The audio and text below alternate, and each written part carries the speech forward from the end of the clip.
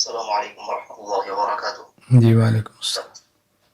بس ایک سوال یہ تھا، ایک تقریباً ایک ماہ ہو چکا ہے آپ سے بیعت ہوئے، اور دوست احباب میں بھی آپ کی آپ کی باتیں اور بیانات وغیرہ کی تشکیل کرتا رہتا ہوں۔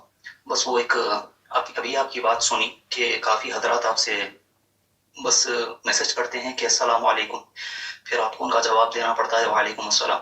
تو مجھ سے بھی دوست احباب جتنے بھی لوگ ہیں جن کو معلوم ہے کہ میں آپ سے بیعت ہوا ہوں، یا پھر دوسرے بھی دوست احباب ہیں، وہ پوچھتے ہیں آپ کا نمبر چاہیے۔ تو میں یہی کشمکش میں تھا کہ دوں یا نہ دوں۔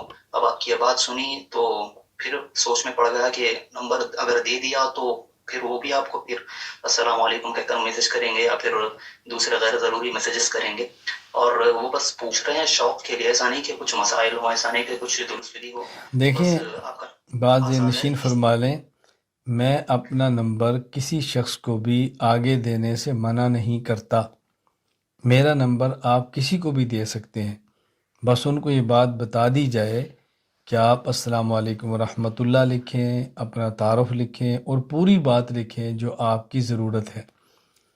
ہوتا یہ ہے کہ جن کے پاس میرا نمبر ہوتا ہے، میں عمرے پر جا رہا ہوں دعا کر دیں، میں عمرے پر پہنچ گیا ہوں دعا کر دیں، میری دادی اماں کا انتقال ہو گیا دعا کر دیں، میرا کل امتحان ہے دعا کر دیں، فلاں کا ایکسیڈنٹ ہو گیا دعا کر دیں، سنائیں آپ کا کیا حال ہے، آپ کی طبیعت کیسی ہے۔ اب بتائیں، ان سوالات کے جوابات دینا تو میرے بس میں نہیں ہے نا۔